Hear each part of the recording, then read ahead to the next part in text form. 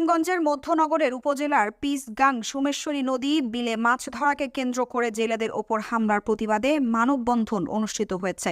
বুধবার দুপুর 2টায় মধ্যনগর কেন্দ্রীয় শহীদ মিনার প্রাঙ্গণে উপজেলার চামরদানি, কায়েতকান্দা, রাঙ্গামাটি সহ 7টি গ্রামবাসীর উদ্যোগে এই মানববন্ধন অনুষ্ঠিত হয়। এতে বক্তব্য দেন চামরদানি গ্রামের বাসিন্দা সোহেল মিয়া, ফজল হক, আব্দুল হাসিম প্রমুখ। এর আগে চামরদানি গ্রামের মৃত আবুল হোসেনের ছেলে আব্দুল করিম বাদী হয়ে দুগনি গ্রামের নূর ইসলামের ছেলে সৈয়দ আলী, জুলহাস মিয়ার ছেলে লিটন মিয়া, নূর রহমানের ছেলে হিরণ মিয়া, শাহজাহান মিয়ার ছেলে শহীদুল মিয়া সহ 7 জনের নাম উল্লেখ করে অজ্ঞাতনামা 5-6 জনের বিরুদ্ধে মধ্যনগর থানায় লিখিত অভিযোগ করেন। লিখিত অভিযোগে বলা হয়, বাইনছাপড়া বিল ও তার আশপাশের স্থানীয় জেলেরা দীর্ঘ বছর যাবৎ মাছ ধরে জীবিকা নির্বাহ করেন। গত মঙ্গলবার বিকেলে বাইনছাপড়া বিলে চামরদানি গ্রামের মৃত আবুল হোসেনের ছেলে মোহাম্মদ খায়রুল ও মৃত মেন্দু মিয়ার ছেলে নুরুজ্জামান মাছ ধরতে যায়।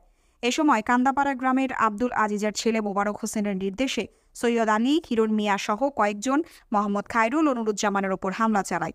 এতে মোহাম্মদ খায়রুল ও নুরুজ্জামান গুরুতর আহত হয়। আহতদের ধর্মপাশা উপজেলা স্বাস্থ্য কমপ্লেক্সে ভর্তি করা হয়। মানববন্ধনে বক্তারা বিলের সীমানা নির্ধারণ করে জেলেদের মাছ ধরার সুযোগ করে দেওয়ার জন্য প্রশাসনের সুদৃষ্টি কামনা করেন। অনেক বছর ধরে এই গন্ডগোল হচ্ছে এবং ইজারাদাররা আমাদেরকে অনেক বছর নির্যাতন করছে, মারপিট করছে এবং ওদের ক্যাম্পে এনে আমাদেরকে মারপিট করে হোয়াটসঅ্যাপ পর্যন্ত আমাদেরকে খাওয়াইছে। ওইটালে অনেক বছর ধরে গন্ডগোল চলছে। এরপরে খায়রুল, নুরজামাল ওরা কালকে বিকাল দিকটা 4:30টার দিকটা ওরা খাবারের জন্য মাছ ধরতে উনির বাচ্চা নিয়ে গেছে, মানে উনির বাড়ির সামনে। তারপরে ইজারাদারের লোকে হারাদার বলে ওদেরকে, ওরা আইসা নির্মমভাবে ওদেরকে মারপিট করছে। যখন ওদেরকে রান্দায় দেখার কূপ দেওয়া হয়েছে, আমি এখানে দূরে ছিলাম, তখন আমি একটা ছুটো নাও, আমি তো একলা আসতে পারি নাই, ওদের অত্যাচারে তো আমি ভয় পেয়ে গেছি। তারপরে যখন আমি আগাইছি তখন যে কূপটা দিছে সৈয়দ আলী, ও আমাকে বলছে তুই আগাইলে তোরও একটা কূপ দেবো, ঠিক আছে?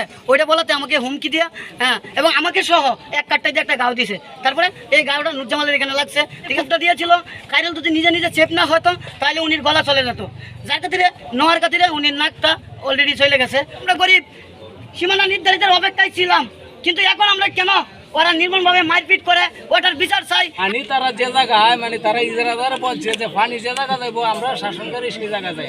তাইলে আমরা বললাম যে আমরা তো পানি আমরা ওই নদীর ফাড়ে থাকি, আমরা বাড়ি খাতনা থাকি তো পানি। আমরা ফাঁসির জন্য নদী, সামনের জন্য ডিস্ট্রিবিউটের রাস্তা। আমরা জমিনে রেকর্ডভুক্ত জমিনে যাতে তুলে মাছ ধরে খাইতে পারি আমরা উপযুক্ত চাই। বিলে মাছ ধরতে গেলে তারা আমাদেরকে ধরে মারে, ফলাতে আনে, তারার জায়গায় নির্ধারিত জায়গায় এনে মায়ের ধরাইছে।